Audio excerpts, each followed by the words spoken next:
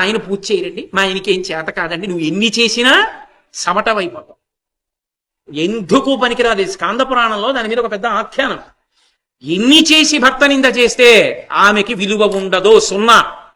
నా భర్తకి ఏమీ చేత కాదు, అన్నీ నాకే తెలుసు అనుకున్న ఆడది ఎన్ని చేసినా ఆమె పొందేది ఏది ఉండదు. శాస్త్రంలో నరకలోకానికి తీసుకెళ్లిపోయారు. స్కాంద పురాణంలో ఒక రాజుకి 2 భార్యలు, ఒక ఆయన అనుగమించింది, ఒక ఆమె తిరస్కరించేది భర్తని.